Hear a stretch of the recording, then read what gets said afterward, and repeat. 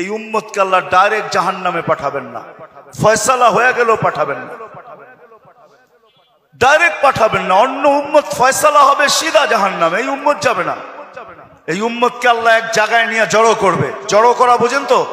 একত্রিত করবে, ওই জায়গায় নিয়ে করবে যেই জায়গা দিয়ে আলেমরা জান্নাতে যাবে।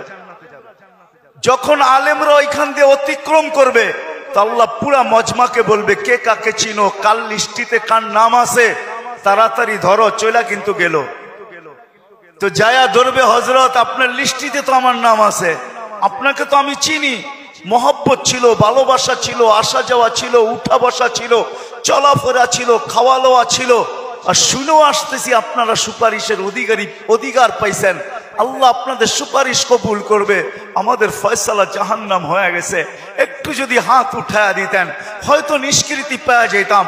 তো আলেমরা দেখবে যে ঠিক কিনা তার কথা, ওইখানে আল্লাহ প্রমাণিত করবে প্রজেক্টরের ভিতরে, দেখতে সে যা বলবে ওটা সত্যায়িত হইতে থাকবে। তারপরে আলেমরা সম্মিলিতভাবে আল্লাহকে বলবে, আল্লাহ আমরা জান্নাতে যাব না। তা আল্লাহ বলবে, কেন যাবে না?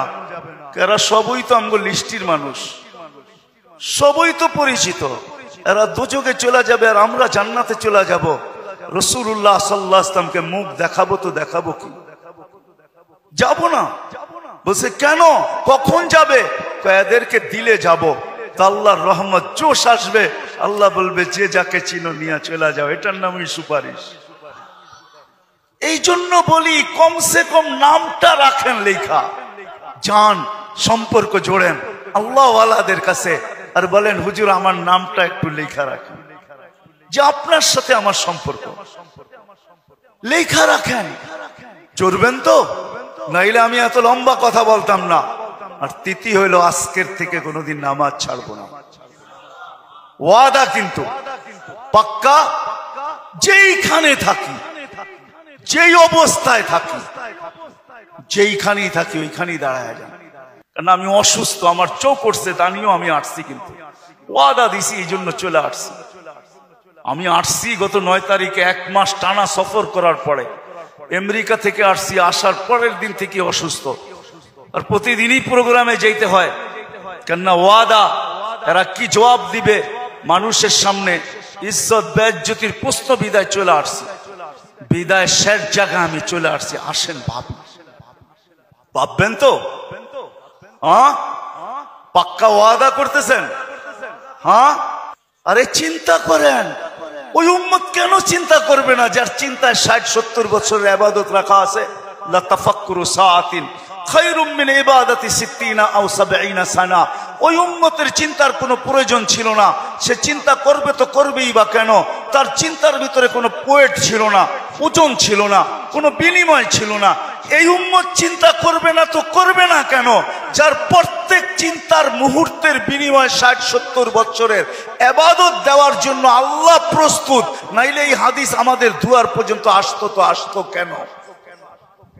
একটু বিবেক দিয়া ভাবেন না?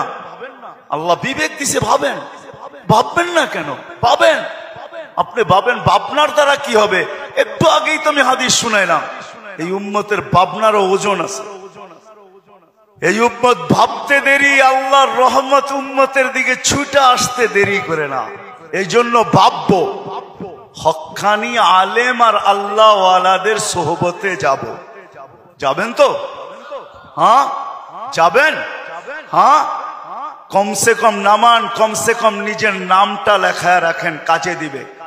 জানি না কথাটা কতটুকু সত্য কতটুকু মিথ্যা, কিন্তু ছোটবেলার থেকে ছুঁয়ে আসতেছি, এই জন্যই বলতেছি।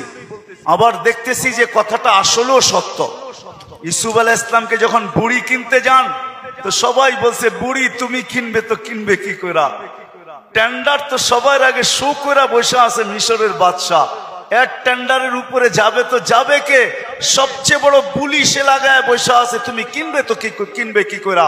বলছে আমি কিনতে চাইতেছি না, আমিও জানি কিনতে পারবো না, কিন্তু আমি চাই লিস্টিতে আমার নামটা থাক। কিয়ামতের দিন যদি লিস্টি খোলা হয় যে ইউসুফের ক্রেতা কে ছিল, আমার নামটাও যেন আসে। সত্য এটাই, কিয়ামতের দিন হক্কানি আল্লাহ ওয়ালাদের ওলামাদের লিস্টিও খোলা হবে। লিস্টি যদি খোলা না হইতো তাহলে এই কথা আমার কাছে কোনোদিন পৌঁছতো না।